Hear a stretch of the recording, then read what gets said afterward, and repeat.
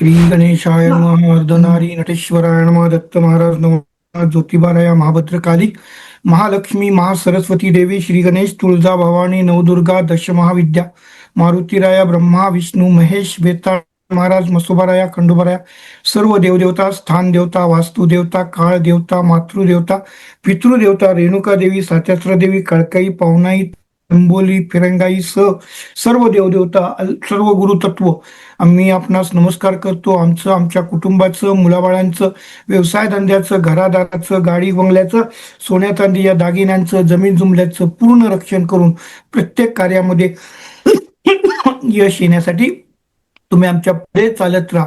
आमचे घरचे दैवत आणि आमचे पितर आमच्या पाठीमागे राहून सर्व देवदेवता आमच्या पुढे चालत राहून आमच्या मार्गातील सर्व शारीरिक आर्थिक मानसिक बौद्धिक सामाजिक कौटुंबिक व्यावसायिक विवाह वैवाहिक सौख्य कौटुंबिक सौख्य संतती सौख्य सामाजिक प्रतिष्ठा व्यावसायिक प्रगती या संदर्भातील कोणत्याही प्रकारचे सर्व प्रकारचे त्रास क्लेश नुकसान उपद्रव मानहानी अप्रतिष्ठा अपमान पराभव लुबाडणूक फसवणूक यापासून आमचं संरक्षण करा. डोक्यावरचं कर्ज फिटू दे.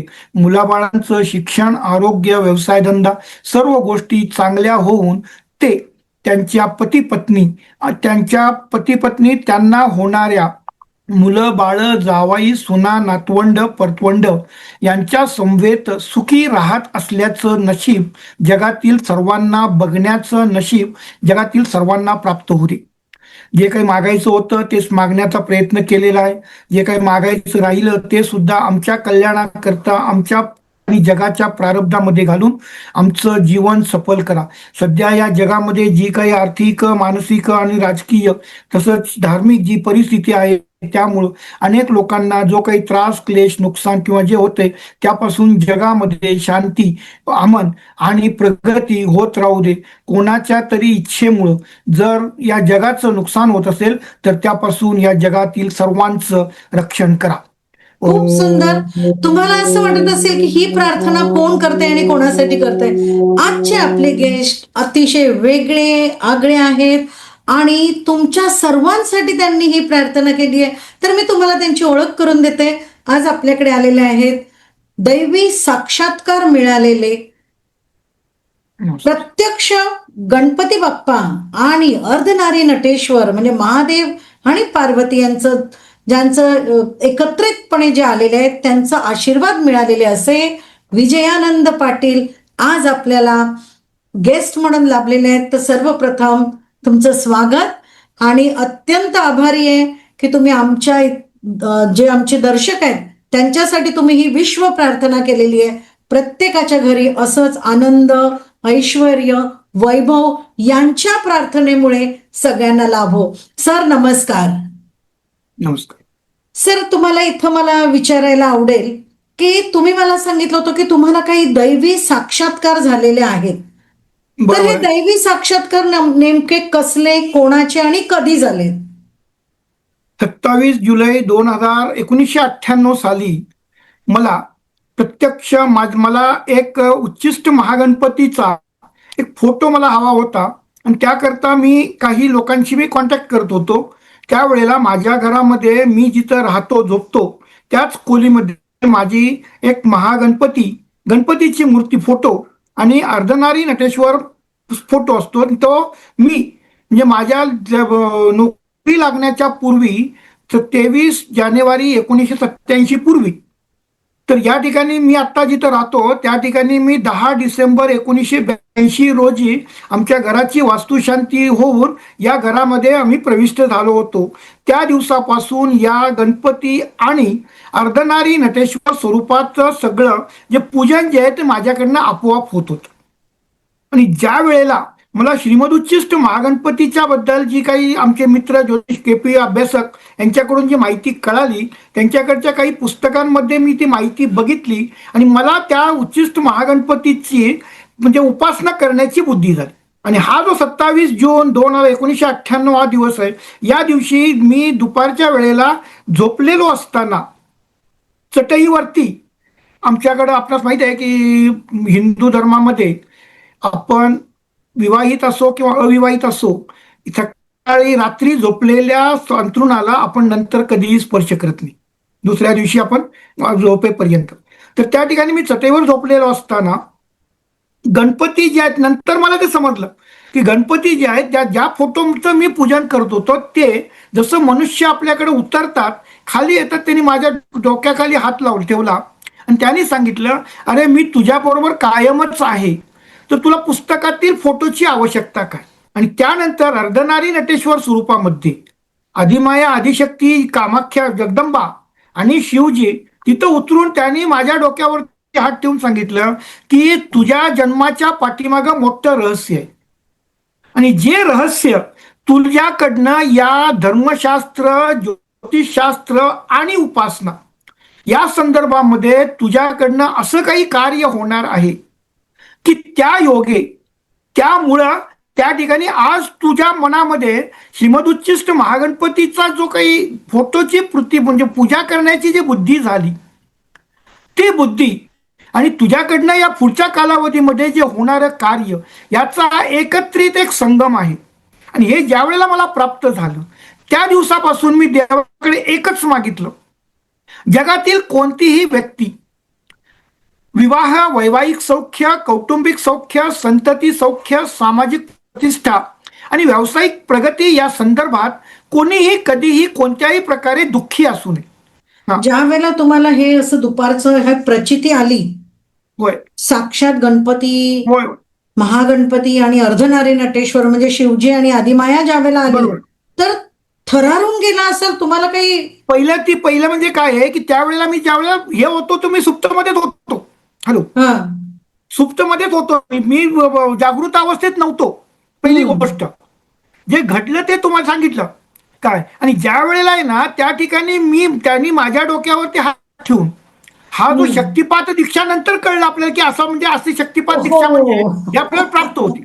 लक्षात लगा, म्हणजे साक्षात तुम्हाला महागणपतीने दीक्षा दिल्यासारखं म्हणजे आशीर्वाद दिला काय. आणि त्यातलं महत्वाची गोष्ट अशी आहे की ज्या वेळेला मी श्रीमदुच्चिष्ट महागणपतीच्या उपासनेचा उतावीळ होतो, त्याच्या पाठीमागचं कारण असं की वैदिक ज्योतिषामध्ये ज्या काही विसंगती आहेत त्या विसंगती दूर करून कृष्णमूर्तींनी पराशरा म्हणजे महर्षी पराशर ज्यांचा संबंध दक्ष प्रजापिता किंवा ब्रह्मदेवाशी डायरेक्ट येतो असं सांगितलं जातं, त्यांनी जी काही पद्धती निर्माण केली ज्योतिषशास्त्रामध्ये अचूक भविष्य कथन करण्यासाठी कालनिर्णयाची गरज असते.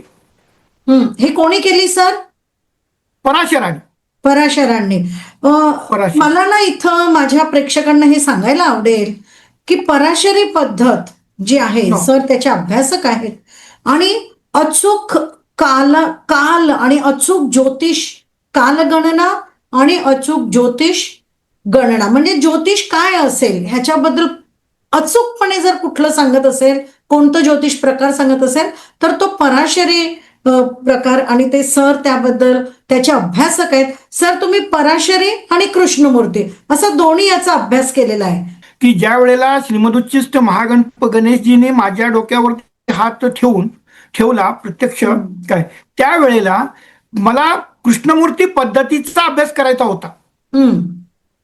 त्यामुळं कृष्णमूर्तींच्या मृत्यूच्या समयी 30 मार्च 1972 साल रोजी रात्री 2 वाजता कृष्णमूर्तींचा मृत्यू झाला. त्यावेळेला त्यांच्या मनामध्ये ज्या काही गोष्टी होत्या, आपण ज्या वेळेला जीवन जगत असताना सगळ्या गोष्टी आपल्या डोक्यात असतात, पण ज्यावेळी जीव जातो त्यावेळेला काय काय राहिलं एक तुम्हाला ना काही कालावधी असतो, त्या कालावधीमध्ये ते जसं मी आता सुप्त मनामध्ये जसं बोललो त्या पद्धतीनं प्रत्येक व्यक्तीचा मृत्यूपूर्वीचा काही सुप्त कालावधी असतो.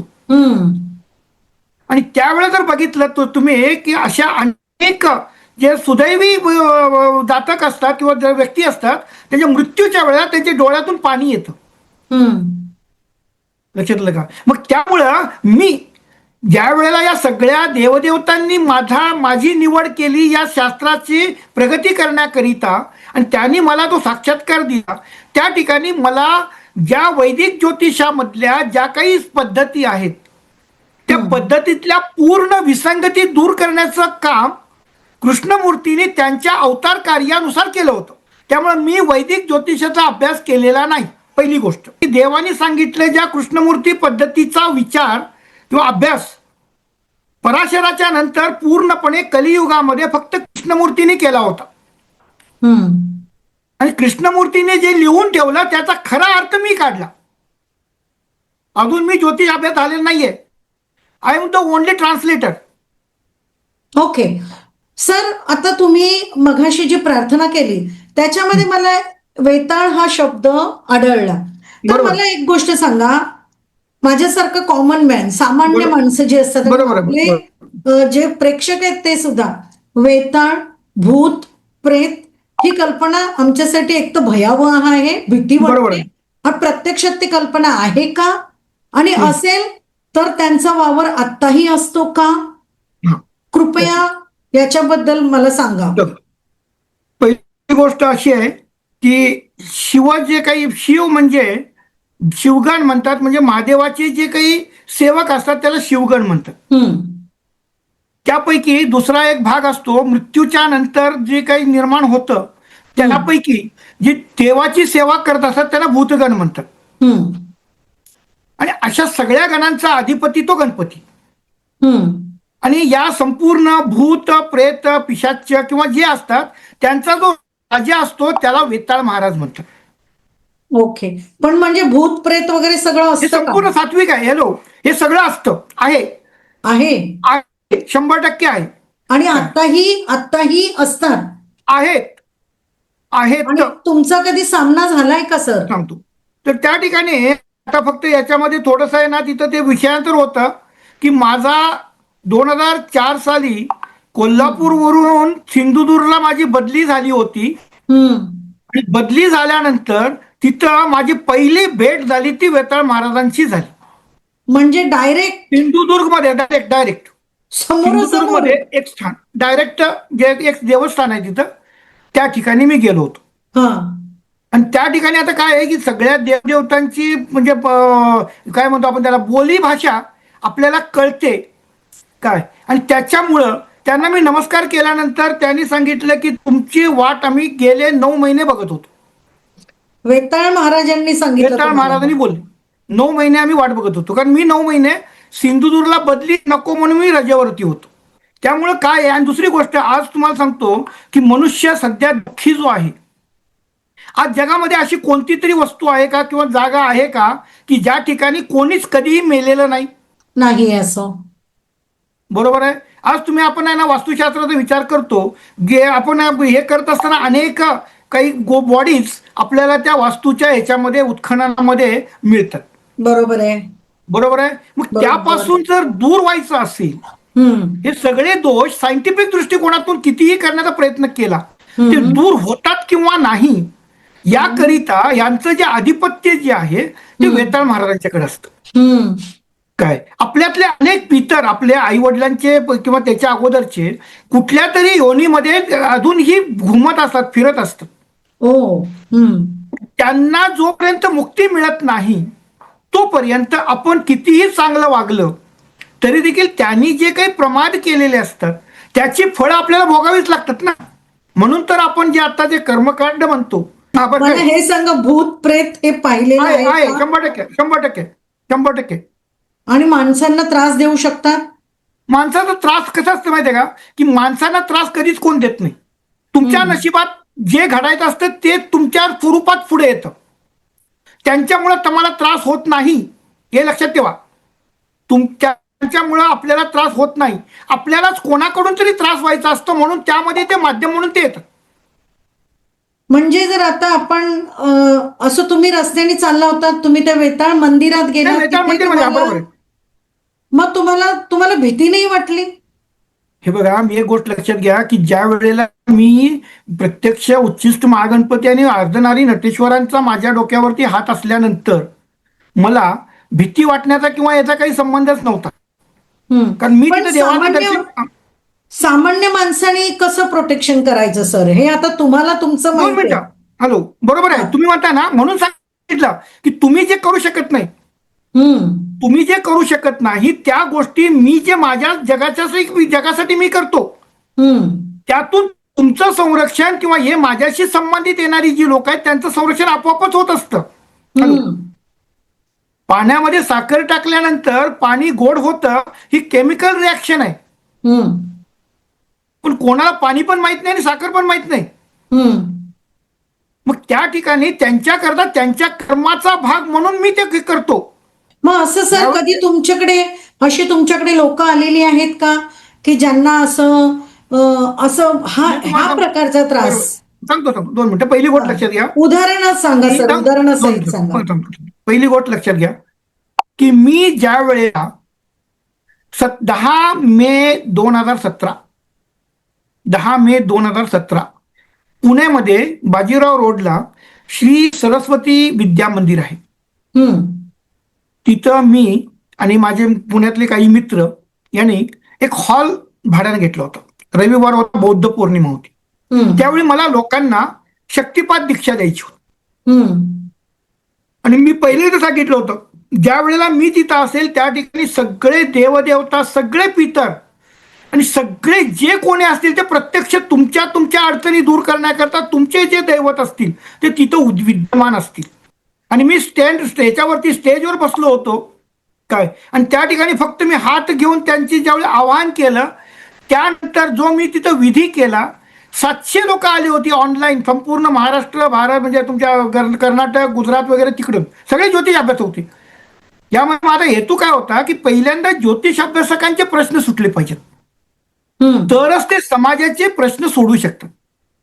मी जर स्वतः दुःखी असेल, मला जर नोकरी नसेल आणि जर मी दुसऱ्याकडे माझ्याकडे येणाऱ्या व्यक्तीला सांगितलं की तुझी नोकरी मिळण्याकरता तू हे कर, हे असं होत नाही. बरोबर आहे ना?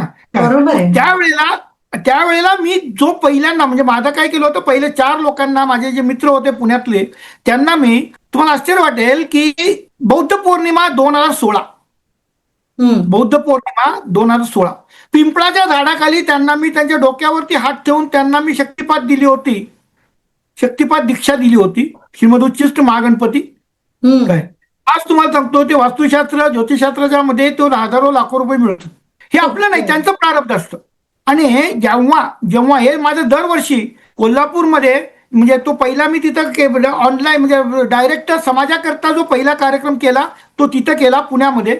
त्यानंतर दरवर्षी त्रिपुरारी पौर्णिमा या दिवशी कोल्हापूरमध्ये सगळे जे कोण भक्त मंडळी असतील, जातक असतील, ज्यांचे काही काम असतील, त्यांच्याकरता कोल्हापूर प्रयाग तीर्थ स्नान आहे. कोल्हापूर पासून 7 किलोमीटरवरती पंचगंगा नदी आणि सरस्वती नदीची तिथं संगम होऊन सरस्वती नदी तिथं लुप्त झालेली. ही गोष्ट अनेक बांधवांना, आपल्या हिंदू धर्मातील अनेक बांधवांना माहीत नाहीये. तर त्यावेळेला तिथं मी तो कार्यक्रम घेतो आणि या कार्यक्रमामध्ये, माझ्या कार्यक्रमामध्ये येणाऱ्या जवळजवळ 75% पेक्षा जास्त लोकांच्या अडचणी अन्य कोणत्याही पद्धतीचं कर्मकांड, उपासना किंवा काहीही न करता दूर झाल्या. ज्यापूर्वी त्यांनी सगळं केलं होतं पण त्या होत नव्हत्या. त्यामुळं आपल्याकडं येणाऱ्या देवदेवतांच्या कडून आपल्या अडचणी दूर करून घेण्याचं जे मी त्यांना आवाहन करतो, त्या आव्हानातून तुमचे त्या व्यक्तीचं प्रारब्धात ते दूर होतं. त्यामुळं तिथं इतर कोणीही मी सांगितलेली जी लक्ष्मीपूजन आहे त्या व्यतिरिक्त कोणतीही पूजा करण्याची आवश्यकता नाहीये. सर, मी तुम्हाला असा प्रश्न विचारला होता की तुमच्याकडे जे जातक येतात, तुम्ही आता वेताळ आणि ह्याबद्दल बोललात, तर असं कोणी जातक आलंय का, असं कोणी तुमच्याकडे व्यक्ती आली का जिला भूत खेत वगैरे ह्याचा त्रास आहे आणि ते तुमच्याकडे आलं आणि तुम्हाला मिळालेल्या ह्या शक्तीमुळे तुम्ही त्या वेताळ किंवा ते भूतगण असतील त्यांना तुम्ही गप्प बसवलं, असं काही घडलं असेल तर प्लीज उदाहरणासहित सांगा.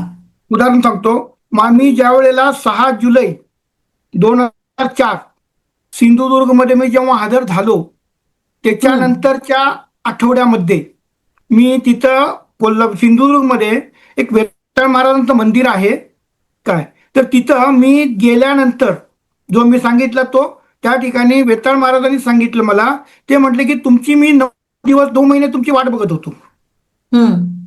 त्यानंतर दुसऱ्याच मला वाटतं की 6 सप्टेंबर 2004 मंगळवार होता काय, तर त्या ठिकाणी आमच्या ऑफिसमध्ये एक शिपाई होता आमच्या जिल्हा परिषदमध्ये. तर त्याच्या बायकोला एक नाही कायम असे त्रास व्हायचे. काय आणि व्हायची? इतर त्रास व्हायचे, त्रास, हा शारीरिक हा त्रास, हा. म्हणजे बाहेरची बाधा म्हणतो ना आपण, त्या हम्म. पद्धतीनं. मग त्या ठिकाणी त्यांनी दुसरीकडे चौकशी केली होती.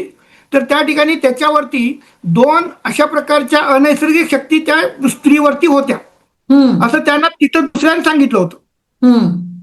त्याच्यातलं मग तो आमचा शिपाई होता, तो काय म्हटला, महाराज म्हटला की असं असं म्हटलं, याचं या आपले शेजारीच आहेत काय, त्याच्या मिसेसला जरा खूप त्रास आहे आणि त्यांची परिस्थिती पण खूप गंभीर आहे, जरा तुम्ही हे करा. मी म्हटलं बरं ठीक आहे म्हटलं. सकाळी म्हटलं आम्ही 7ला उठलो, माझी आंघोळ झाली, मी त्यांना फक्त म्हटलं की एक पाणी तांब्याचा घेऊन या काय. तो हम्म. तांब्याचं पाणी घेतला, मी तांब्या हातात धरला काय, आणि त्याच्यावरती ज्या देवा आता मी जी प्रार्थना केली तीच प्रार्थना, माझ्याकडे दुसरं कुठलंही नियम किंवा ते संकल्प वगैरे काही नाही हम्म. त्याच्यातलं. आणि त्या ठिकाणी ते पाणी घेऊन आहे ना तिच्या नवऱ्याला सांगितलं, कारण कोणत्याही स्त्रीला परत स्त्रीला स्पर्श करण्याचा मला अधिकार नाही बरोबर आहे. हम्म. काय. त्यामुळे आहे ना मी ते पाळतो काय. मी त्यांना म्हटलं की हम्म. तुम्ही फक्त ते पाणी त्या स्त्रीवरती, तुमच्या पत्नीवरती टाका. तर पत्नीवरती टाकल्यानंतर तुम्हाला सांगतोय की ती इतका तिनं अकांड तांडव केलं, हम्म. अकांड तांडव केलं. आणि त्या ठिकाणी तुम्हाला सांगतोय 2 घागरी, हम्म. एक लक्षात घ्या, पाणी मारलं तांब्याभर, हा. तिच्या शरीरातून तो घाम गेला ना, ते 2 घागरी पूर्ण होतील एवढा तिचा घाम गेला सगळा. आणि त्यानंतर ती जी निश्चित पडली त्याच्यानंतर, तर आता मला त्यावेळी ऑफिसला जायचं होतं, ते म्हटलं की काय नाही, त्याला फक्त अंगारा लावायला सांगितलं त्यांना, नमस्कार केला आणि मी गेलो काय. फक्त मी एक बोललो होतो, तुमची वेळ संपत आलेली आहे, तुम्ही आता थांबू नका, असं तुमची तुम्ही वेळ तिथे संपत सांगून आलेली गेलात? आहे. त्यांना बोललो त्यांना बोललो नाही, यांना बोलतो, जी कोण शक्ती होती ना तिथं, हा हा हा त्यांना काय म्हणलं, हा तुमची वेळ संपत आलेली आहे, आता तुम्ही थांबू नका हा. काय. कसं असतं माहिती का, कोणी जरी असलं तरी त्यांना नमस्कार केला आणि मी निघून गेलो, हम्म. लक्षातलं काय. आणि त्यानंतर तुम्हाला सांगतो, दुपारी ती त्याची जी बायको होती आमच्या ज्या शिपायाची, ती ऑफिसमध्ये येऊन तिने पाया पडली. ती म्हटली मला एक नाही, सगळं डोक्यावरचं ओझं जे आहे ते पूर्णपणे निघून गेलं. आणि त्यानंतर माझ्या सिंधुदुर्गमध्ये सगळीकडे आहे ना महाराज म्हणून प्रसिद्धी झाली. अशा पद्धती पुढं. हा बोला. सर, असे अनेक अनुभव तुम्हाला आलेले असतील, म्हणजे ज्या वेळेला खूप खूप अनेक लोक खूप खूप तुमच्याकडे येत असतील. होय. हा सर, आणखीन एक प्रश्न विचारायचा. आता आपण न विचार करता आपोआप ह्या विषयाकडे वळलोय. आणखीन विषय बरं. मला विचारायचे बरेच. बोला बोला. मला एक सांगा सर, चकवा लागतो, हा, हे चकवा प्रकरण काय आहे? आपण काय होतं, चकवा याचा अर्थ आपल्या मेंदूच्या, म्हणून मी आज कालच्या माझ्या एक क्लासमध्ये मी सांगितलं होतं की 15 जानेवारी जेव्हा सूर्य वृषभ तुमच्या मकर राशीमध्ये उत्तरा फाल्गुनी नक्षत्रामध्ये म्हणजे रवीच्या दशेमध्ये आणि राहूच्या अंतर्दशेमध्ये असतो. सूर्याचं भ्रमण जे आहे आत्ताचं ते रवी राहू मध्ये आहे. आणि जेव्हा रवी राहू चंद्र केतू, रवी केतू, चंद्र राहू, हे जेव्हा जेव्हा कॉम्बिनेशन दशेमध्ये ट्रान्झिटमध्ये येतं, त्यावेळेला या पृथ्वी तलावावरती मोठ्या प्रमाणावरती अनैसर्गिक शक्ती मोठ्या प्रमाणावरती अवतरत असतात. ओके. आपण ज्याला म्हणतो की अल्ट्राव्हायोलेट किरण जी म्हणतो, अल्ट्राव्हायोलेट किरण, किंवा तुम्ही जो आहे की नाही बर्मुडा ट्रायंगलचा जर विचार केला असेल काय, तर अशा काही शक्ती तिथं तयार होतात की त्या माणसाला आपण काय करतोय कळत नाही. त्याचा मेंदूवरचा बोजा आहे जो असतो, कंट्रोल जो असतो तो पूर्णपणे निघून जातो. आणि त्या ठिकाणी काय होतं, ती कालावधी जो असतो तो साधारणपणे रात्री 1:30 वाजल्यापासून ते 3:30 पर्यंतचा जो कालावधी असतो, तो नेहमी त्याच रस्त्याने जाणारा मनुष्य अचानकपणे तो तिथं फिरायला लागतो. ओके. याला चकवा म्हणतात. असं काही स्पेसिफिक पिरियड असतो, म्हणजे जसं तुम्ही सांगितलं, तर असं काही महिन्यातलं हीच तारीख किंवा असं काही? नाही, असं नाही. मी तुम्हाला सांगितलं, हे कॉम्बिनेशन झाले पाहिजे. दोनच मिनिट सांगतो. आपल्याला जेव्हा त्रास व्हायचा असतो त्यावेळेला आपल्याला त्रास देणारी परिस्थिती निसर्गानं निर्माण केलेली असते. पहिला ह्या जगाचं रहस्य, यामध्ये माझ्यामुळे तुम्हाला त्रास होणार नाही, तुमच्यामुळे मला त्रास होणार नाही. पण माझं ज्यावेळी पुण्य कमी पडतं त्यावेळी तुमची कृती माझ्याकरता त्रासदायक ठरते काय. त्यामुळे ही गोष्ट लक्षात ठेवल्यानंतर म्हणून सांगितलं की कोणी काही कुणासाठी करत नाही, त्याचीच ती वेळ असते. आणि ती वेळ प्रत्येकाच्या प्रारब्धानुसार आलेली असते, त्यामुळे ती या मुहूर्तात शास्त्रानुसार ती येत नाही. हो सर, मग आता तुम्ही जे असं मला म्हणालात की असं निसर्गाने देवाने ठरवलेलं असतं, आपल्या प्रारब्धाने ठरवलेलं असतं, आपली वेळ असते ती, म्हणून वाईट किंवा चांगल्या गोष्टी घडतात. 100%. आपण अचानकपणे हे जे प्रश्न आपले आले समोर, तर बरोबर, म्हणजे बरोबर. असं भूतबाधा वगैरे होणं हे कसं बरं, मग ह्याच्यात काय आहे? एक गोष्ट लक्षात घ्या, सगळ्यात महत्वाची गोष्ट अशी की आपण दैवज्ञ म्हणून काम करतो. ज्योतिष अभ्यासक जे आहेत ते दैवज्ञ म्हणून काम करतो. आपल्या ज्या उपासना असतात त्या उपासनेमध्ये फक्त त्या 12 म्हणजे 4x4च्या कुंडलीमध्ये आपण 12 भाव काढले आणि त्या ठिकाणी एखादा ग्रह तिथं आहे म्हणून याला भूतबाधा आहे, हा प्रेतशाप आहे वगैरे जे सांगितलं जातं त्याचा अर्थार्थी काहीही संबंध नसतो. पहिली गोष्ट काय, मग जे नाही ते आहे म्हणून जर तुम्हाला कोणीतरी सांगितलं, म्हणजे जातकांना कोणीतरी सांगितलं, तो फक्त तेच धरून बसतो की माझ्या घरामध्ये हा दोष आहे, माझ्या याच्यामध्ये हा हे आहे, त्यामुळे तो काय करतो, त्याचं कर्म करायला सोडून देतो. परीक्षेला जायच्या अगोदर त्याला सांगितलं तू पासच होणार नाही, हा त्याचा संदर्भ तिथं आहे. मला वाटतं की आता तुमच्या प्रश्नाचं तुम्हाला उत्तर मिळालेलं असावं. सर, मला आता तुमच्याकडे मेन गोष्टींकडे वळायला आवडेल. बोला. सगळं जग जे आहे, 50% लोक, 50 नाही 75% लोक जे आहेत जगामध्ये, ही कर्ज ह्या समस्येने झुंजत आहेत. बरोबर आहे. तुमच्याकडे तुम्हाला या देवांनी दिलेला आशीर्वाद आणि याच्यामुळे असं तुम्ही कर्ज निस्सारण हा प्रयोग करतो, जेणेकरून लोकांचं कर्ज मिटलं पाहिजे, सगळे सुखी राहिले पाहिजे, लोकांची कर्जमुक्त व्हायला पाहिजे. सिंपल. बरोबर बरोबर बरोबर. तर हे कर्ज निस्सारण म्हणजे नेमकं काय सर? पॉइंट टू पॉइंट सांगा. कर्ज निस्सारण म्हणजे नेमकं काय, आपल्या कसं केलं पाहिजे आणि तुम्ही लोकांना कशी मदत करू शकता? 2 मिनिटं. आता याच्याकरता मी तुम्हाला एक विनंती करेन की कर्जमुक्त होण्याकरता पहिल्यांदा आपण कर्ज का घेतो, आपण ज्या गोष्टी घडणार आहे असं गृहीत धरून जेव्हा आपण कर्ज घेतो त्या गोष्टी दुसऱ्याशी संबंधित असतात. आणि तो दुसरा हा जो असतो, दुसरा याचा अर्थ कन्सेप्ट काय की तो आपल्याप्रमाणे चालत नाही, आपल्याप्रमाणे चालत नाही. म्हणून आपलं जे प्लॅनिंग असतं ते फुटाईल होतं, निघून जातं, म्हणजे नष्ट होतं, म्हणजे पूर्णपणे अपयशी होतं. बरोबर आहे. The purpose for which the debt has been taken will be utilized for the non-productive purposes. कर्ज घेताना आपल्या मनात भावना असते की याच्याकरता घेतोय, त्याच्याकरता घेतोय, पण घेतल्यानंतर त्याचा उपयोग कशासाठी होतो ते कळतच नाही. मग अशा प्रकारच्या लोकांच्याकडं जर आपण म्हैस घेतली, म्हैसीचं दूध काढून मी कर्ज फेडणार आहे, बरोबर आहे, परंतु म्हैसच मी घेतली नाही तर ते कर्ज माझ्या डोक्यावरती पडणार आहे. बरोबर आहे. बृहत्पराशर होराशास्त्रामध्ये अशा प्रकारचे पूर्वजन्मातील कर्माच्या अनुषंगानं माणसाला कोणकोणत्या वेळी कोणकोणते दोष, त्रास, क्लेश, नुकसान होईल याचं संपूर्ण विधीचं विधान दिलेलं आहे. पण हे सगळे नियम जे आहेत ते प्रश्न कुंडली करता लागू आहेत. सर्व ज्योतिष अभ्यासकांना विनंती, आपल्या कुंडलीतले जे योग असतात किंवा पुस्तकामध्ये दिलेले जे योग आहेत ते फक्त प्रश्न कुंडली करता लागू आहेत, जन्म कुंडली करता लागू नाहीत. तुम्हाला जर तुमच्या जन्माच्या वेळेला तुमच्या आई वडिलांना जर कर्ज असेल, समजून घ्या, तर त्या ठिकाणी आत्ता आपले आई वडील नाही आहेत, ज्यांचे असतील ते प्रश्न नाही, ते आई वडील फेडतात, पण आई वडिलांच्या मृत्यूनंतर मुलांना ते कर्ज फेडावं लागतं. त्यांना माहित पण नसते की कोणी कुठं कर्ज घेतलेलं आहे. मग त्यावेळेला आपल्या धर्मशास्त्रामध्ये 3 गोष्टी सांगितलेल्या आहेत. चतुर्थी, नवमी, चतुर्दशी या रिक्ता तिथी. परत सांगा सर. चतुर्थी, नवमी, चतुर्दशी. चतुर्दशी शुक्ल पक्ष आणि कृष्ण पक्ष, म्हणजे टोटल 6 तिथी झाल्या. बरोबर आहे. त्यानंतर विष्ठी, शकुनी, नाग, चतुष्पाद आणि किस्तुग्न हे करण, हे स्थिर करण जे आहे ते अशुभ मानले जातात. त्यामध्ये विष्ठीकरण सुद्धा अशुभ मानला जातो. बरोबर आहे. वैधृती, व्यतिपात आणि अतिगंड योग लक्षात घ्या. हे जेव्हा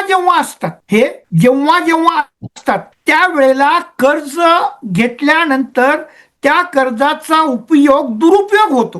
ओके. चतुर्थी, नवमी, चतुर्दशी, शुक्ल पक्ष, कृष्ण पक्ष, विष्ठीकरण, किंस्तुग्न, नाग, चतुष्पाद आणि शकुनीकरण, वैधृती, व्यतिपात आणि अतिगंड योग या या मुहूर्तावरती, दुर्मुहूर्तावरती जेव्हा एखादी व्यक्ती कर्ज घेते त्याचं कर्ज कधीही फिटत नाही, फिटत नाही. नाही फिटत. सर आता हे ज्योतिष मंडळी जी आहेत हा. त्यांना हे योगही माहिती आहेत, कोणता करण येतो हेही माहित आहे, पण सामान्य माणसाने काय करायचं? तेच सांगतोय. सामान्य माणसानं आज काय झालेलं आहे, हिंदू मनुष्य जो आहे म्हणजे सनातन धर्मीय जो आहे त्याला धर्माचं काही देणं घेणं नाहीये. धर्म आपला त्याच्या उपास त्याच्या कल्याणासाठी आहे हेच तो विसरलेला आहे. त्यामुळे धर्माचं अध्ययन त्यानं केलं पाहिजे. आपण काय करतो की आपण दुसऱ्यावरती अवलंबून राहतो. ज्योतिष अभ्यासक हे नाहीये, तुम्ही होण्याची आवश्यकताच नाहीये. प्रत्येक व्यक्तीला कोणतं कार्य केव्हा करावं याची साधारण साधक बाधक माहिती असणं आवश्यक असतं. आता लोक आहे ना राहू काळ बघतात की नाही, हो बरोबर आहे, यावेळी राहू काळ आहे, हे झालं ते नको काय. आता करी दिवस, पौर्णिमेच्या नंतरचा दुसरा दिवस जो असतो तो करी दिवस असतो, अशुभ, बरोबर आहे. त्यामुळे ना कोणतीही कामं त्यावेळी लोक करत नाहीत. मग आता काय झालं की ज्या गोष्टी कर्ज आपण या अशा दुर्मुहूर्तावर घेतलं तर आपलं कर्ज फेडलं जात नाही ना. मग या प्रेक्षको, इथं तुम्हाला मी सांगू शकते, सरांनी स्पष्ट सांगितलंय की कर्ज घेत असाल तर तुम्हाला वेळ बघावीच लागेल, कोणता करण आहे हे बघावं लागेल, कोणता मुहूर्त आहे हे बघावं लागेल. आणि नाही बघितलं आणि चुकीच्या दुर्मुहूर्तावर जर तुम्ही कर्ज घेतलं तर हे नक्की समजा की ते कर्ज कधीही फिटणार नाही आणि तुम्ही कर्जाच्या विळख्यात तसेच राहाल. सर बरोबर आहे? बरोबर आहे. आणि मग सर आता असंही सांगा की कोणते असे मुहूर्त आहेत आणि कोणते असे करण आहेत की पटकन कर्ज फिटलं? तेच सांगतो की काय आहे की जी गोष्ट आपल्याकडं सगळं नष्ट करणार आहे, जी गोष्ट म्हणजे मी तुम्हाला जे आता सांगितलं चतुर्थी, नवमी, चतुर्दशी काय आणि जे विष्टीकरण वगैरे सांगितले, ती आपल्याकडचं काय करतात, कर्ज वाढवतात. पण तीच गोष्ट तुम्ही जेव्हा तुमचे आराध्य घरातले दैवत यांच्या समोर याच मुहूर्तावरती काही पैसे देवाच्या समोर ठेवून साधं साकडं घालणे म्हणतात त्याला, आमच्यावर, आमच्या कुटुंबावर, मुलांच्यावर, व्यवसाय धंद्यावर, घरादारावर, गाडी बंगल्यावर, सोन्या चांदीच्या दागिन्यावर, जमीन जुमल्यावर जे काही कर्ज देणं घेणं आहे ते फेडण्यासाठी आम्ही या पैशाचा उपयोग करणार आहोत. तरी जगातील सर्व व्यक्ती, शक्ती, वस्तू, शासन, प्रशासन यांनी आम्हाला आमचं कर्ज फेडी करता मदत करा. ओके. आणि जेवढं कर्ज असेल त्याच्या लाखो पटीनं आम्हाला आर्थिक लाभ व्हावा ही देवाकडे प्रार्थना करतोय. लोक हसतात, आमच्याकडे 15 कोटीचं कर्ज आहे. 15 कोटीचं जरी असलं तरी घेताना तुम्ही पहिल्यांदा लाखानच घेतलेलं असतं ते, बरोबर आहे ना. याच मुहूर्तावरती जी व्यक्ती मी सांगतो त्या पद्धतीनं जर काही पैसे देवाच्या समोर ठेवून त्याचा वापर, तुमचे जर ECS असतील, बँकेतून तुमच्या डायरेक्ट अकाउंट कट होत असतील, किंवा कर्जाचे तुम्हाला फिजिकल काही पैसे द्यायचे असतील लोकांना, एका माणसाचे 10,000 रुपये द्यायचे, या मुहूर्तावरती तुम्ही 100 रुपयाच्या 10 नोटा ठेवल्या, 10 लोकांना तुम्ही 10,000 रुपये प्रत्येकी द्यायचे, 9,900 रुपये तुमच्या बाहेरची काढा, या मुहूर्ताच्या दिवशी ठेवलेले 100 रुपये त्यामध्ये घालून त्याला देऊन टाका. पुढच्या 2-4 महिन्याच्या नंतर अशी परिस्थिती निर्माण होते की त्याचं कर्ज देण्याची जी वेळ असते, आपला EMI ची तारीख असते ना, त्याच्या अगोदर तुम्हाला कोणत्या ना कोणत्या तरी कारणातून तुम्हाला आर्थिक लाभ होऊन ते कर्ज तुमच्या डोक्यावरनं निघण्याकरता देवदेवता तुमच्या प्रारब्धानुसार मदत करतात. आता सर मला ह्या गोष्टीचं पुन्हा नीट मी सांगते तसं मला सांगा, कारण आमच्या प्रेक्षकांना ह्या गोष्टीची अत्यंत गरज आहे. तुम्ही सांगितलं चुकीच्या वेळेला जर पैसे घेतले तर प्रॉब्लेम होतो, बरोबर आहे, फिटतच नाही. आता कर्ज घेतलंय, समजा एखाद्या व्यक्तीने कर्ज घेतलेला आहे, आता तो त्या विळख्यातही सापडलेला आहे 100%. मग त्यांनी कोणत्याही दिवशी पैसे घेतले आणि देवासमोर ठेवले आणि ही प्रार्थना केली तर चालेल? नाही, भूतकाळामध्ये त्याने केव्हा घेतले, आता आपण भूतकाळकडे बघत बसायचं नाही, पहिला मुद्दा. कारण ज्यावेळी ते घेतले त्यावेळी तो घेणार होता. हो, विधीचं विधान कुणाला बदलता येत नाही, बरोबर आहे.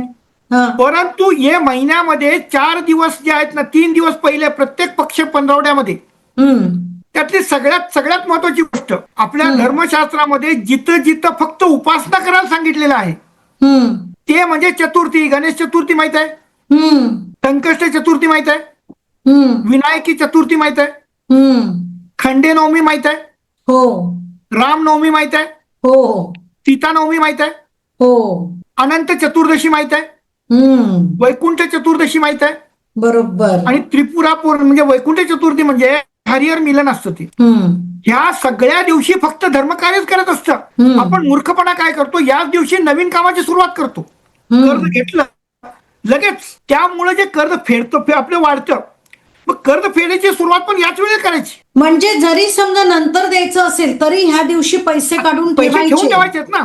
हॅलो, आपला तो आमची तर 1 तारखेचं जर कर्ज जाणार आहे तर त्याच्याकडं 4 दिवस बँकेला सुट्ट्या आहेत, 26 तारखेला तुम्हाला बँकेमध्ये पैसे जमा करावे लागतात. बरोबर आहे ना. मग हे 6 दिवस आपल्याकडं प्रत्येक दिवसामध्ये 5-5 दिवसाचा गॅप पडून 6 दिवस येतो. पहिली चतुर्थी नंतर 5 दिवसाचा गॅप, 5 दिवसाचा गॅप म्हणजे नवमी आली. नवमीच्या नंतर परत 5 दिवसाच्या नंतर चतुर्दशी आली. परत 5 दिवसाचा पौर्णिमेनंतर परत आली म्हणजे परत चतुर्दशी आली कृष्ण पक्षातली. म्हणजे तुम्हाला 5-5 दिवसाच्या मध्ये 6 वेळा तुम्हाला हा मुहूर्त दिसतो. माझ्या प्रेक्षकांनो, please please please, beyond the स्पॉटलाइटच्या प्रेक्षकांना माझे हात जोडून विनंती आहे की आम्ही जे इतके वेगवेगळे अनोखे गेस्ट इथे घेऊन येतो ते तुमच्या भल्या करता, आणि असे गेस्ट ज्यांच्यावरती देवाचा साक्षात्कार झालेला आहे, देवाने ज्यांना प्रचिती दिलेली आहे, अशी व्यक्ती त्यांच्या ज्ञानातून ज्यावेळेला आपल्याला सांगते की ह्या दिवशी तुम्ही कर्ज घेऊ नका, आणि जर घेतलेलं असेल ते तर बदलता येणार नाही, मग तुम्ही काय कराल, ती संकष्टी असू देत, म्हणजे चतुर्थी असू देत, ती नवमी असू देत किंवा चतुर्दशी असू देत, ह्या दिवशी तुम्हाला EMI भले कधीही द्यायचं असेल पण त्या नावाने पैसे काढून ठेवा. देवाच्या समोर ठेवणे, साकडे घाला, देवासमोर ठेवून ईश्वराला साकडे घाला, आणि ते पैसे तुम्ही त्या EMI पे करण्यासाठी वापरा. मग तुमच्या पाठीमागे तो सावकार असू देत, पिळून काढणारे किती टक्के, 10%, 12%, 13% सावकार असू देत, त्यालाही आयुष्यातून घालवून टाकण्याचा मंत्र सरांनी आपल्याला दिलेला आहे. सर, इतकी उपयुक्त माहिती तुम्ही आमच्या प्रेक्षकांना दिली आहे, त्याबद्दल खरंच तुमचे धन्यवाद. कर्ज निस्तारण हे शास्त्रामध्ये सांगितलेलं फक्त मी तुमच्यापर्यंत पोहोचवण्याचा प्रयत्न करतो. सर, तुम्हीच स्वतः मला एक गोष्ट सांगितली होती, सरांशी ज्यावेळेला मी बोलत होते त्यावेळेला ते मला म्हणाले की रामाला जर जटायू भेटला नसता, करेक्ट, तिथं कुठे आहे हे कळलंच नसतं, तिथेला कुणी पळवून नेलं हेही कळलं नसतं, आणि काय घडलं असतं ते आपल्याला माहित नाहीये, काय करू शकत नाही. परंतु अखंड रामायण घडण्यासाठी जटायू पक्षी जसा लागला तसे कर्ज जर तुमचं निघण्याचं सरांनी हे तुमच्यापर्यंत आज पोहोचवलंय, तर कळकळीची विनंती आहे सर्व तमाम महाराष्ट्रातील जनतेला आणि नॉन महाराष्ट्रीयन जनतेला सुद्धा की स्वतःचं कर्ज काढून टाका आणि जीवन सुखकारक बनवा.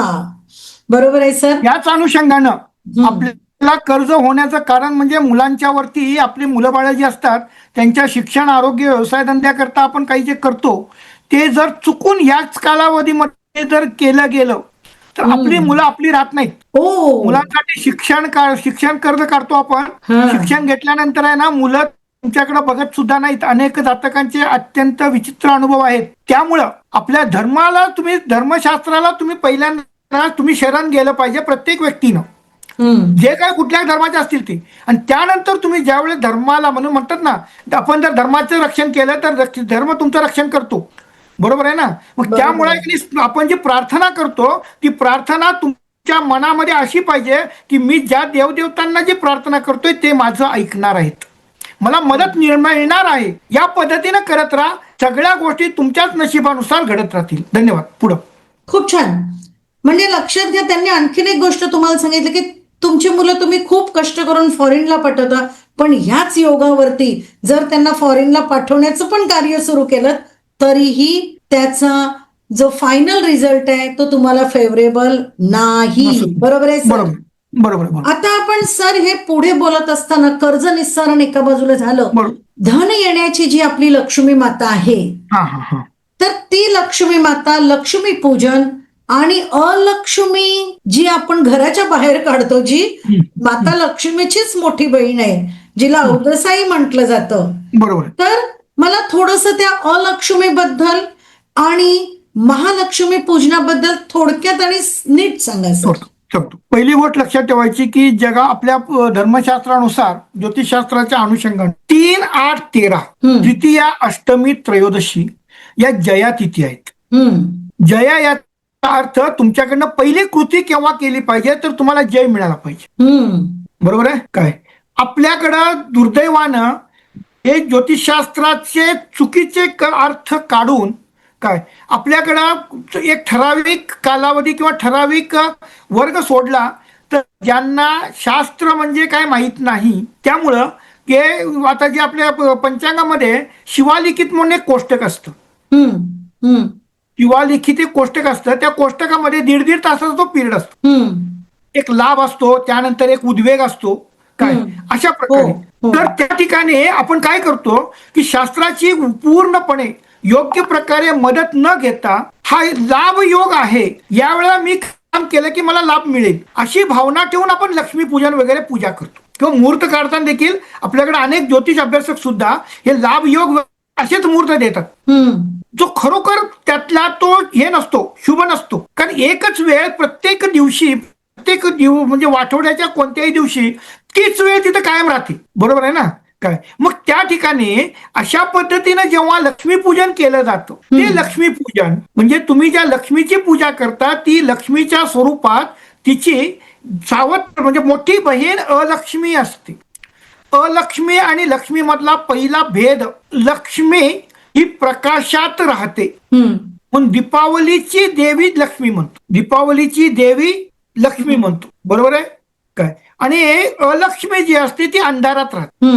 ती नेहमी रात्री तिचं जे वाहन घुबड आहे त्याच्यावरून फिरते. अलक्ष्मी लक्ष्मीचं वाहन घुबड नाही. आणि लोकांनी चुकीच्या पद्धतीने ऐकणे हे शास्त्राचा विचार न करता हे केलेलं आहे. कारण लक्ष्मी, आज तुम्ही मला सांगा की एखाद्या स्त्रीचं लग्न झाल्यानंतर ज्यावेळी ती शिव पार्वती कधी शिव याच्यावर नंदीवरती आणि पार्वती सिंहावरती गेलेली कधी बघितले का तुम्ही? अर्धनारी नटेश्वर जे आहेत ते अर्धनारी नटेश्वर जेवढी शिवपार्वती जातात ते फक्त नंदीवरूनच जातात.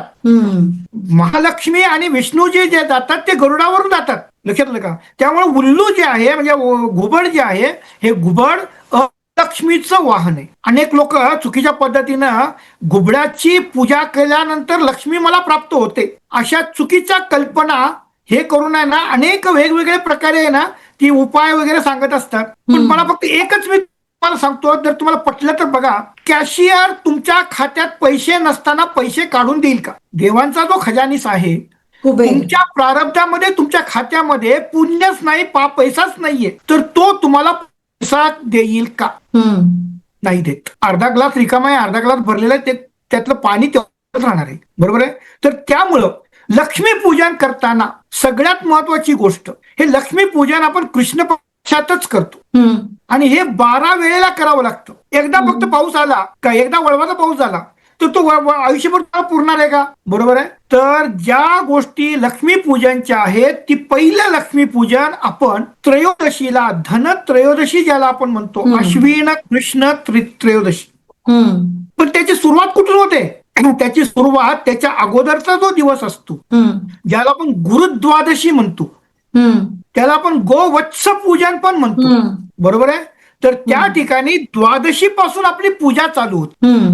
पहिल्यांदा तुम्ही गुरूंचं दर्शन घ्या, गुरूंना नमस्कार करा, त्यांना गुरुदक्षिणा द्या. गुरुदक्षिणा काय माहितीये का?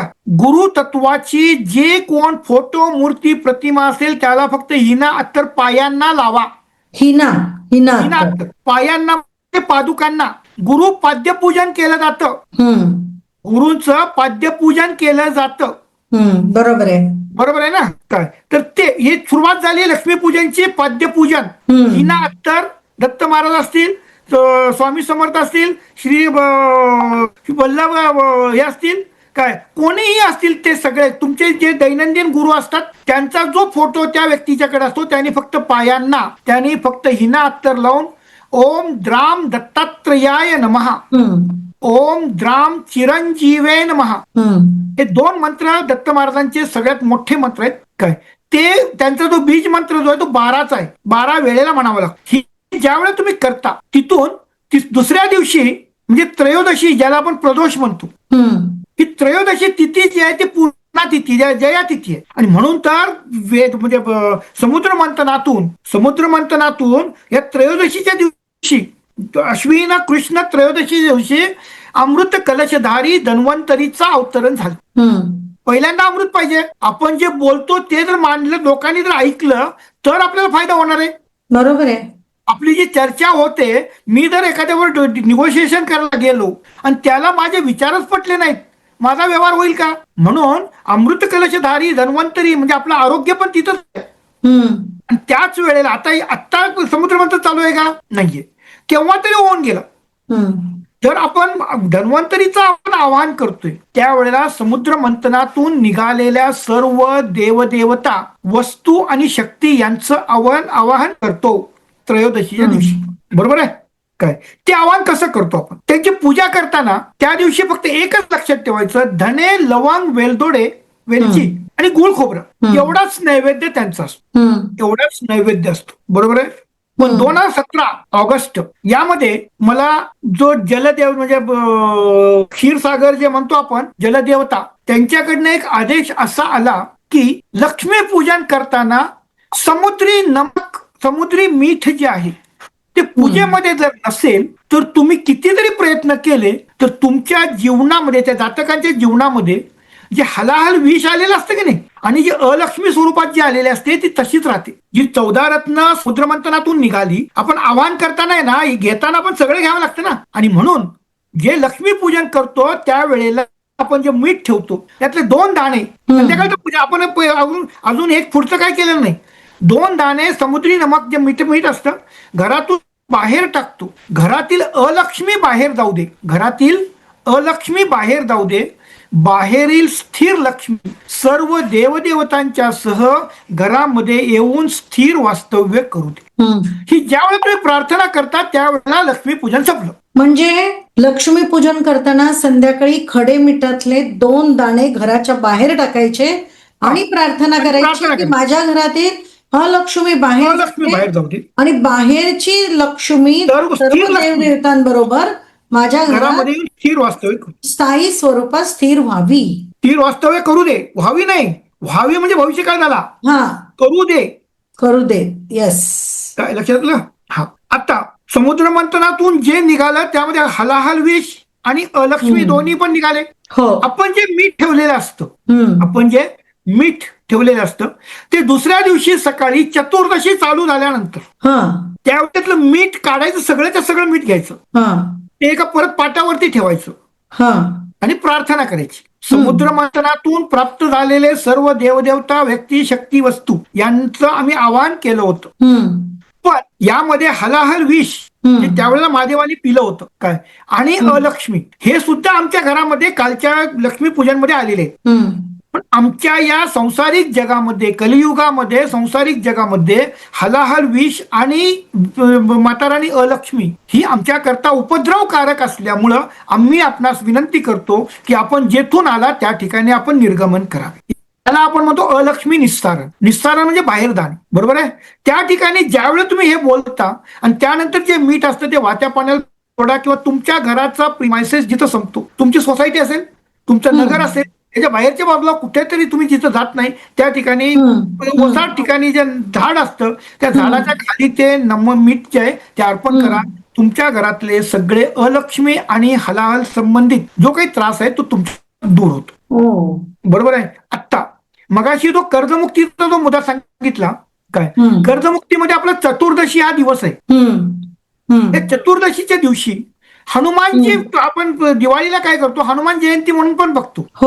तर त्यावेळेला मारुती राहायला नरम बुंदीचा एक थोडासा म्हणजे पावशेर लाडू जर तुम्ही भोग चढवली आणि तिथं बोलायचंय काय की तुम्हाला तुमच्या शक्तींची जो आठवण करून देईल त्यांच्या सर्व अरिष्टांचा नाश तुम्ही करणार आहात. आता आम्ही तुम्हाला तुमच्या शक्तीची आठवण करून देतोय. आमच्यावरती, आमच्या कुटुंबावरती जे काही कर्ज देणं घेणं आहे, कोर्ट कचेरी आहेत, यापासून आम्हाला मुक्त करा. म्हणजे आम्हाला सफलता देऊन आम्हाला मुक्त करा. आणि कर्ज फेडायचं असेल तर कर्ज पैसा आला पाहिजे. त्याकरता तसेच थोडे नरम बुंदी लाडू मारुती गणपतीच्या मंदिरामध्ये जाऊन तिथं अर्पण करा. तिथं कोण असतील त्यांना प्रसाद म्हणून द्या.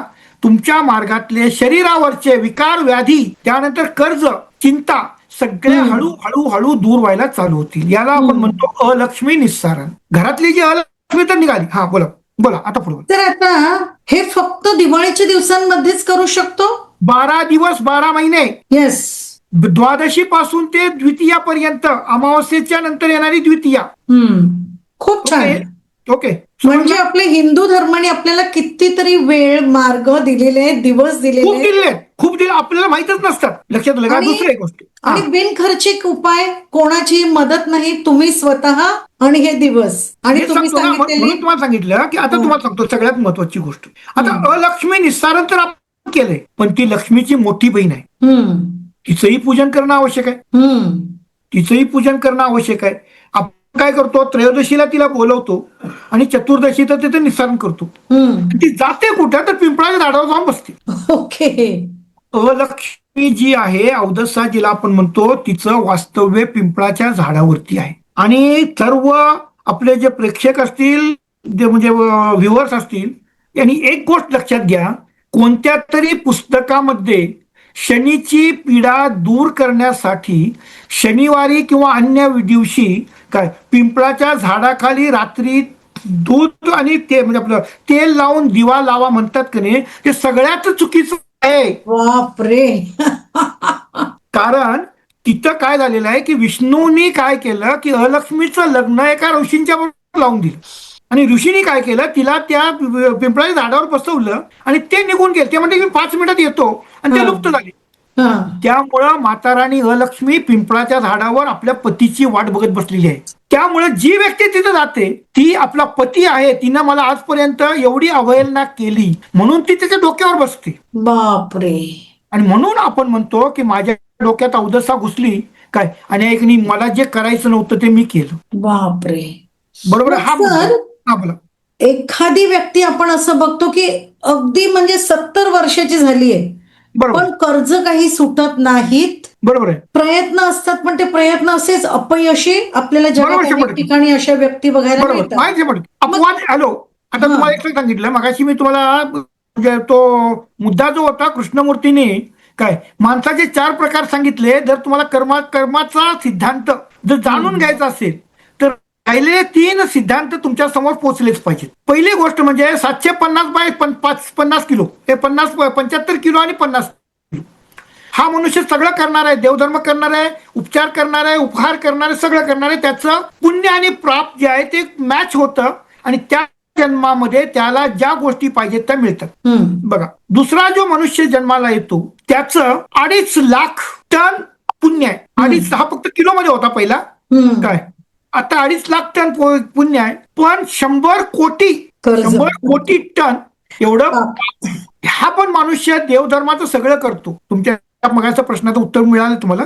70 वर्ष झालेलं आहे काय, पण तो ज्या ठिकाणी त्याचं कारण नसताना त्याच्या आई वडिलांनी किंवा त्याच्या मुलाबाळांनी जे काही कर्ज केलं आणि तो त्या अडकत राहला, हा जो मनुष्य आहे तो 250 लाख टन आणि 10,000 कोटी टन. यामुळे हा मनुष्य चांगलं पण करणार आहे, देवधर्म करतो, उपासना करतो, परिहार करतो, सब कुछ करतो, परंतु 2 लाख टन पुण्य पाप जे आहे ते 10,000 कोटी टन याच्यातलं कधीही त्याचं हे होत नाही. अशी अनेक माणसं असतात की त्यांच्या जीवनामध्ये ते जे काही कार्य करतात किंवा कर्ज किंवा जे असतं त्यांना सफलता मिळत नाही. हे त्यांचं प्रारब्ध असतं. हॅलो, 3 नंबर उलटा. सध्याचे आपले राज्यकर्ते वगैरे जे असतात की नाही, त्यांचं पुण्य इतकं हे असतं की 10 लाख टन पुण्य आहे त्यांचं, पाप काहीच नाही, त्यांचं पाप नाहीच आहे. त्यामुळं ही माणसं आहे ना, सोन्याचा चमचा घेऊन जन्माला येतात. हे कधीही धर्म मानत नाहीत. त्या लक्षात ठेवा, धर्म मानत नाहीत, पूजापाठ करणार नाहीत, काही करणार नाही. कारण त्यांचं पुण्याचा साठा इतका मोठा असतो की त्या ठिकाणी त्यांचं पाप तेवढ्या प्रमाणात कधी वाढतच नाही. They are the rulers. लक्षात आलं का? आणि 4 नंबर उलटा. पुण्य काहीच नाही पण पाप मात्र 10 लाख हजार कोटी.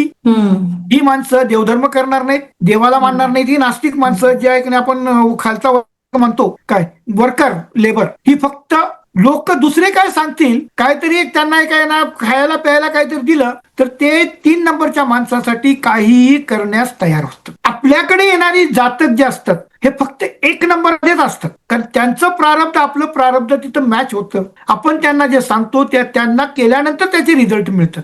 2 नंबरची माणसं आपल्याकडे येत नाही. काही माणसं येतात ती अपवाद म्हणून सोडून देतात. Every rule has its own exception. हे सिद्धांत ज्यावेळी आपण लक्षात ठेवतो त्यावेळेला आपल्याकडे आलेला मनुष्य, आपण सांगितल्यानंतर 10 लोकांना मी सांगितलं त्याचा रिझल्ट त्यांना येतो, पण ही 4 माणसं अशी आहेत की त्यांना त्याचा काहीच परिणाम होत नाही.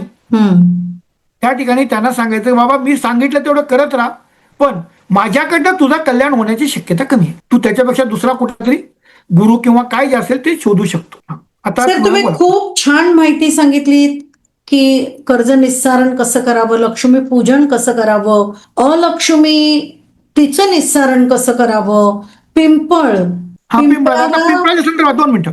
पिंपळाच्या संदर्भात आहे ना, माता राणी अलक्ष्मी आहे, तर अलक्ष्मीचं पूजन आपल्याला करावं लागतं.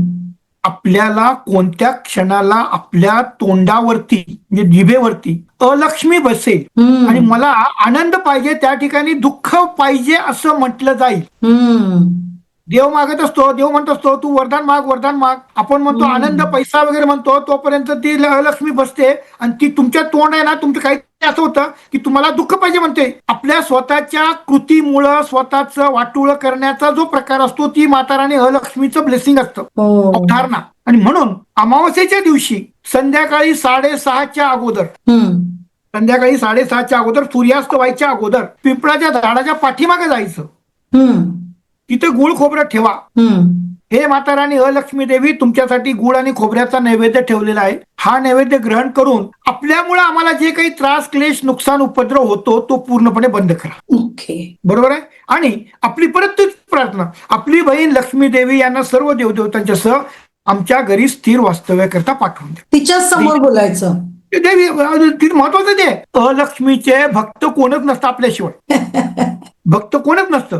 त्यामुळे देवी काय म्हणते, माझ्याकडे सगळे लोक ते माझ्या छोट्या बहिणीकडे जातात ना, ती देवीला काय म्हणते, तुझे लाखो भक्त असतील, माझे फक्त एवढेच आहेत. त्यांनी मला सांगितलं आहे की तू म्हणजे माझी बहीण म्हणजे तू त्यांच्या घरात जायला पाहिजे. आणि त्या वेळेला अलक्ष्मीजी त्यांना आदेश देते लक्ष्मी देवीला, लक्ष्मी देवी आपल्या घरामध्ये आपोआप येऊन राहायला चला. तर इथं मला आणखीन एक गोष्ट आता तुम्हाला विचारायची आहे की पिंपळाचं झाड खूप चांगल्या आणि खूप वाईट अशा दोन्ही समजुतीत घेरलेलं आहे बिचारं, जेव्हा की ते आपल्याला 24 तास ऑक्सिजन देतं. बरोबर आहे. माझ्या माहितीत ब्रह्मा विष्णू महेश तिघांचाही वास हा पिंपळाच्या झाडामध्ये आहे. बरोबर आहे. आता तुम्ही सांगितलं अलक्ष्मीचा वास सुद्धा तिथेच आहे. बरोबर आहे. लहानपणी असं ऐकलं होतं की मुंजा, भूत प्रेत सगळं ह्या पिंपळाच्या झाडावरच आहे. ते वड भूत प्रेत वगैरे जे असतात ना पिंपळावर कधी येत नाहीत, लक्षात ठेवा. ती वडावर असतात. वडावरती असतात ती. ओके. मग ब्रह्मा विष्णू महेश हे तिथे आहेत आणि अलक्ष्मी पण आहे.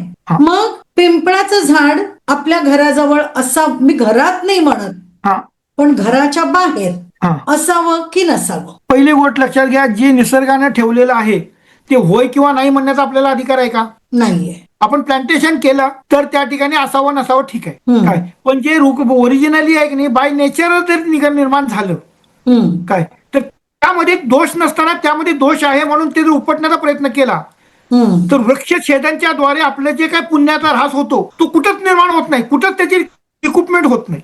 दुसरी गोष्ट मी तुम्हाला एक सांगतो, ब्रह्मदेव सध्या स्वर्गात आहेत, ते निर्मितीचा कारखाना करत आहेत. जलदेवता विष्णू देवता ही आता ज्यावेळी कलियुग आलं त्यावेळी ते क्षीर समुद्रामध्ये निद्रिस्त अवस्थेमध्ये आहेत. ज्यावेळी कलंकी अवतार होईल त्यावेळी ते येतील. महादेव स्मशानामध्ये आहेत. बरोबर आहे. मग तुम्ही मला सांगा की तिथं त्या पिंपळावर आत्ता आहे कोण? फक्त अलक्ष्मी देवी. पण तुम्ही जर बघाल की गुजराती जैन मारवाडी समाज हा सकाळी साखर पाणी घेऊन किंवा दूध पाणी घेऊन पिंपळाच्या झाडाला प्रदक्षिणा मागतो. बरोबर आहे. आपण बघितलं की त्यांची भरभराटच होते. हे कसं? त्यांचं 2 मिनिटं. पहिली गोष्ट मी तुम्हाला सांगितली की अलक्ष्मीचा कालावधी कोणता आहे? रात्र, संध्याकाळच्या नंतरचा. आपण काय सांगितलं, पिंपळा झाडाकडे आपण काय करायचं, सकाळी अलक्ष्मीच्या पण पूजाच करतोय, लक्षात घ्या. अलक्ष्मीची पूजाच करतोय, बरोबर आहे. तर ती अलक्ष्मीची पूजा करताना अलक्ष्मी म्हणून पूजा करतोय, पिंपळाची पूजा म्हणून करत नाही. लक्षात आलं का? त्यामुळे तिथं ज्यावेळी तुम्ही जाता त्यावेळेला आपल्याला सांगितलं 6:30 वाजायच्या पूर्वी, सूर्यास्ताच्या अगोदर तुम्ही फक्त गोळ खोबरं ठेवून ज्यांना समस्या असतात ना तेच देवाची पूजा करतात. लक्षात आलं का? ज्यांना समस्या असतात ना तेच देवाची पूजा करतात, कारण त्या समस्येतून त्याला बाहेर पडायचं असतं. आणि जी लोक समस्याग्रस्त आहेत, लक्षात ठेवा, समस्याग्रस्त आहेत आणि चुकून त्यांच्या डोक्यात फक्त समस्या असते की उद्या काय होणार, आता काय होणार, यांना मला पैसे देतो म्हणून सांगितलंय, तो देणार की नाही, मला वाटतं तो देणार नाही. अशा वेळेला तो जर त्या पिंपळाच्या झाडाखालून गेला, देवी म्हणते तुझ्या मनात आहे ते उदी. कारणीभूत कोण आहे? पण आपण इंग्रजांनी किंवा पाश्चिमात्यांनी त्याला काय म्हटलं की पॉझिटिव्ह थिंकिंग केलं. इथं पॉझिटिव्ह थिंकिंग नाही, तुमचे विचार जे आहेत ना ते तुमचं प्रारब्ध आहे. या प्रारब्धातून आपलं संरक्षण पाहिजे म्हणून हे 3 गोष्टी सांगितल्या तुम्हाला, की लक्ष्मीपूजन आणि समुद्र म्हणतात सगळे त्रयोदशी, चतुर्दशी कर्जमुक्ती, हनुमान गणेशची पूजन आणि अलक्ष्मी निस्सारण. आणि पुन्हा आपण पिंपळाखाली जाऊन देवीची माफी मागतो, आई तुमच्यामुळे जर मला काही त्रास होत असेल तर आमचं रक्षण करा. लक्षात का? तिथं तुमची लक्ष्मीपूजन संपतं. पण चंद्र हे सगळे जे झाले समुद्र मंथनातून सगळ्यात पहिलं जर कोण आला असेल तर तो म्हणजे चंद्र. दुर्वासा ऋषींनी जो इंद्राला जो शाप दिला होता, तू श्री विहीन होशील. श्री म्हणजे संपत्ती संपूर्ण. त्यामुळे सगळं स्वर्ग होतं ना त्याचा, ऐरावत, हत्ती काय हे सगळं जे होतं ते ह्याच्यामध्ये गेलं, क्षीर समुद्रामध्ये गेलं. मग पहिला कोण आला? चंद्र आला. मग लक्ष्मी आणि चंद्र कोण झाले? भाऊ झाले, भाऊ बहीण झाले, बरोबर आहे. आता आपण तो कालावधी बघितला की राजा बळीराजाच्या ह्याच्यावरती महादेवाच्या आदेशानुसार काय जे हे केलं, समुद्र मंथन झालं. अमृत केव्हा मिळालं? त्रयोदशीला. लक्ष्मी केव्हा आली? अमावस्येला. ध्यान लक्षात घ्या की लक्ष्मी काय आहे, अवदशी ह्याला जी आली ना ती पहिल्यांदा अलक्ष्मी आली, तिच्यानंतर लक्ष्मी आली. मग आता प्रॉब्लेम काय होतो की हे लक्ष्मीचं जे आवरण आहे, लक्ष्मीचं आवरण आहे, लक्ष्मी आली अमावस्येला. अमावस्येला चंद्र असतो का? नाही, बरोबर आहे. मग अमावस्येनंतर चंद्र केव्हा उगवतो? साधारणपणे 30 तास. अमावस्या ज्या क्षणाला संपते तिथून साधारणपणे 30 तास साधारणपणे. एक तिथी म्हणजे प्रतिपदा 24 तासाची असते अप्रॉक्सिमेटली. म्हणजे दुसरी द्वितीय मधला काही भाग संपल्यानंतरचा जो कालावधी असतो त्यावेळी चंद्रदर्शन होतं. आणि चंद्रदर्शन म्हणजेच लक्ष्मी आणि चंद्राचं भाऊबीज. म्हणून जी लोक लक्ष्मीपूजन अमावस्येच्या दिवशी करतात, दुसऱ्या दिवशी ते बंद करतात, त्यांच्याकडे कधीही पैशात लक्ष्मी येत नाही. अनेक मोठमोठे व्यापारी बघा, लक्षात आलं का, की ते काय करतात की अमावस्येचे पूजन करतात. ते लक्ष्मी दिवाळीचं मी सांगतोय, बरोबर आहे, लक्ष्मीच्या दिवाळीचे पूजन करतात रात्री 3 वाजता करतात, रवीचं. सिंह लग्नामध्ये. सिंह लग्नामध्ये पहिली गोष्ट लक्षात घ्या, सिंह लग्नामध्ये पहिले 53 मिनिटं हे मघा नक्षत्र उदित होत असतं. हे मघा नक्षत्राची देवता पितर आहे. तुम्ही पितराच्या वेळेमध्ये तर लक्ष्मीचं जर पूजन करायला लागला तर लक्ष्मी तुमच्याकडे येईल का? आणि लक्ष्मी पूर्ण केव्हा होते? ज्या वेळेला ती चंद्राद्वारे तिच्यावरती जे शीतल हे आहेत ना ते ज्यावेळेला होते त्या ठिकाणी तुमचे लक्ष्मीपूजन पूर्ण होतं. म्हणून काय आहे की या धर्मशास्त्रामध्ये या कथा नाहीयेत, हे रूपक आहेत. तुम्ही तुमचं जीवन जगण्याकरता तुम्ही याचा वापर कसा करताय त्याच्यावरती तुमच्या जीवनामध्ये येणाऱ्या अडचणी दूर करण्याचं सामर्थ्य तुम्हाला प्राप्त होतं. पुढे बोला, आता विचारा. पण मग तुमचं म्हणणं काय की कोणत्या वेळेला योग्य लक्ष्मी? माझ्या म्हणण्यापेक्षा देवदेवतांनी जे सांगितलं त्या पद्धतीनं संध्याकाळी प्रदोष काळी तुम्ही लक्ष्मी पूजन करायचं आहे. त्रयोदशीला प्रदोषच्या दिवशी लक्ष्मी पूजन, दुसऱ्या दिवशी अलक्ष्मी निस्सारण म्हणजे मीठ द्वारे त्यांचं विसर्जन करतो. हनुमान जयंती म्हणून गणपतींना आणि मारुतीला काय नरम बुंदीचा लाडू लावायचा, द्यायचा आहे, नमस्कार करायचा, भोग वाटायचा आहे.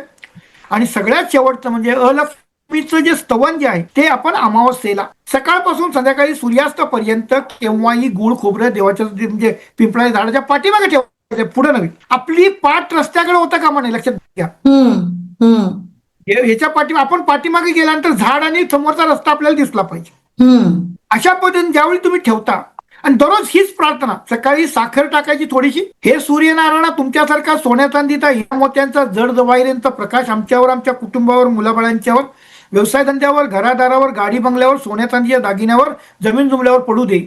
डोक्यावरचं पिटू द्या, जेवढं कर्ज असेल त्याच्या लाखो पटीनं आम्हाला आर्थिक उत्पन्न प्राप्त होते. संध्याकाळी मीठ आणि दोन्ही वेळेला सकाळी फक्त एकच तुपाची आरती नंदादीप म्हणतो ना. आणि शक्यतो आपण ज्या ठिकाणी राहतो त्या ठिकाणी जर उंदीर किंवा काही असतील तर अखंड नंदादीप लावण्याचा मूर्खपणा लोकांनी करू नये. अनेक ठिकाणी जे तेलामध्ये असलेली वात मुंदीर पळवून नेतो आणि घरदार जळलेली अशी अनेक घटना आपल्याकडे आलेल्या असतात. बरोबर. त्यामुळे जी तुमची आरती चालू असते त्यावेळेला जी तुपाची वात म्हणतो ना आपण काय, ती तेवढी हे केली, त्याच्यानंतर ती विजली तरी देखील आहे ना त्याच्यामध्ये आपल्याला कोणतंही पाप नाही किंवा त्यामध्ये कुठल्याही धर्मशास्त्राच्या नियमांचं अवहेलना होत. फक्त त्यामध्ये काय करतं किंवा तेलाची जर तुम्ही हे करता आरती लावत असाल तर त्यामध्ये मोहरीचं तेलाचे 1 थेंब आणि तिळाच्या तेलाचे 1 थेंब किंवा 4 दाणे मोहरीचे आणि 4 दाणे तिळाचे ते तेल जे तुम्ही वापरता काय ते तुम्ही वापरा. तुम्हाला सांगतो की तुमच्या घरामध्ये अशी स्वायत्तता, संपन्नता आणि सगळी अशी काही दैवी लहरी तुम्हाला प्राप्त होतील की त्या घरातील कोणाच्याही मनामध्ये विकृत कल्पना येणार नाहीत आणि त्यांचं घर पण आहे ना ते पूर्णपणे कायमस्वरूपी अबाधित राहील. आता बोल सर, तुम्ही लक्ष्मीपूजन जे सांगितलं हे पूजन केल्यानंतर ते ठेवायचे, दुसऱ्या दिवशी अलक्ष्मी निस्सारण करायचं. 5 दिवस मीठ काढतो, मीठ काढतो फक्त पण मीठाचा विसर्जन करतो. पण हे 5 दिवस ठेवायचं. त्याचा 5 दिवस म्हणजे द्वितीयापर्यंत ते ठेवायचंच आहे. प्रार्थना सकाळ संध्याकाळीच करायची. हा ओके ओके. आणि 5 दिवस फक्त तुम्ही त्याला नंदावात करायचे, तुपात लावायचे, बस संप. हा, याला कुठलाही पद्धत हे नाही, बंधन नाही. हा, पुढं. सर, अतिशय अप्रतिम माहिती तुम्ही दिलेली आहे. मला आणखीन एक गोष्ट विचारायची आहे आणि आपण पुढे चालूया.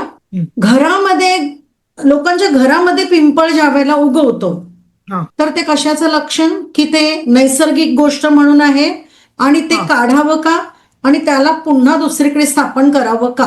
पहिली गोष्ट काय आहे माहितीये का, जी गोष्ट तुमच्या हातात नाही, तुम्ही ज्या ठिकाणी राहता काय, आता सध्या तर आहे नाही बंगले हा प्रकार कमी झाला. फ्लॅटच्या कोपऱ्यावरती गच्चीवरती कुठेतरी काहीतरी उचडलं काय तर त्या ठिकाणी जे आणि पिंपळाचं जे आहे ते जर रोपण केलं जात नाही, ते कावळ्याच्या द्वारे जे पक्षी खातात त्याच्या विष्ठेतून ते निर्माण होतं. त्यामुळे त्यापासून कोणत्याही प्रकारचा त्रास, क्लेश, नुकसान होत नसतो. त्रास, क्लेश, नुकसान कधीही होत नसतं. कारण ज्या ठिकाणी तुम्ही जिथं राहता त्या ठिकाणी तुमच्या हयातीमध्ये जे काही किडा, मुंगी, पशुपक्षी, सुरूप, नुरपुरा जी काय असतात ते त्यांचं आणि तुमचं प्रारब्ध एक असतं. ते त्यांचं जीवन जगत असतात, आपण आपलं जीवन जगत असतो.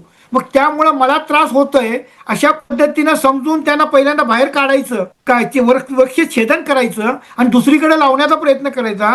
त्याचं मूळ, आईचं मूळ जे स्थान आहे ते जर आपण काढून दिलं आणि दुसरीकडे जरी लावलं तर देखील त्याची जी खरी ग्रोथ आहे ती तिथं होईल का? पण कधीतरी असं होतं की त्या घराला त्रास असू शकतो, होऊ शकतो मुळांमुळे. हा, त्याच्याकरता लक्षात घ्या, safety is the most important. Safety of the property is the most important. त्या ठिकाणी तुम्हाला जे काही करायचं असतं ते तुम्ही करू शकता. लक्षात घ्या. पण ह्याच्यामुळे तुम्हाला त्रास होते हे तुमच्या डोक्यात असेल तर ही अवदसा. आणि तुम्हाला प्रत्येक गोष्टीमध्ये तुम्ही त्याच गोष्टी क्रिएट करता. माझ्या घरात पिंपळा झाड आहे म्हणून माझं काम होत नाही. अवदसामध्ये मी कधी तुला त्रास दिलाय? मी काय म्हटलं लक्षात आलं का? मी कुठे तुला त्रास दिलाय की बाबा मी माझं मी इथं पडले बरोबर, उलट मी इथं आहे म्हणून तुझं मी संरक्षण करते. पण जर त्या पिंपळाची झाडं जर तुमच्या भिंतीला मुळं जी आहेत ती जर तुमच्या जी नीव म्हणतो आपण त्याला इमारतीची काय पाया त्याला जर धोकादायक असेल तर ती काढण्याकरता कुठल्याही शास्त्राची आवश्यकता नाहीये. पहिली गोष्ट लक्षात ठेव. लक्षात आलं का? त्यामुळे त्याला हे शास्त्र करण्यासाठी परत आहे ना त्याचं वृक्ष छेदन करा काय, ते छेदन करताना तो मुहूर्त बघा. त्या ठिकाणी आव्हान, एखाद्या माणसाचा खून करण्यासाठी आपण त्याला आव्हान देतो का? हा, मी उद्या तुझा खून करायला येणार आहे आणि ते मान्य करेल का कोणी? काय म्हणून काय आहे की आपल्याला ज्याला आपण जन्म दिलेला नाही त्याचा मृत्यू करण्याचा आपल्याला अधिकार नाही. अहिंसा परमो धर्म हे जे सत्तत्व आहे धर्मशास्त्राचं तत्व आहे. हिंसा म्हणजे कुठल्या जाती धर्माचं नव्हे. लक्षात आलं का? मग त्या ठिकाणी जर आपण त्या झाडाला आपण लावलेलं नाही तर त्या झाडाचं वृक्षछेदन करणं म्हणजे आपण आपल्या पुण्याचा ह्रास करणं होईल. पण आपल्याला त्रास होत असला तर पहिली गोष्ट लक्षात घ्या की तुम्हाला जो त्रास होतो कशामुळे होतो याचं तुम्हाला ज्ञान मिळण्यासाठीच हा यत्न चालू आहे ना.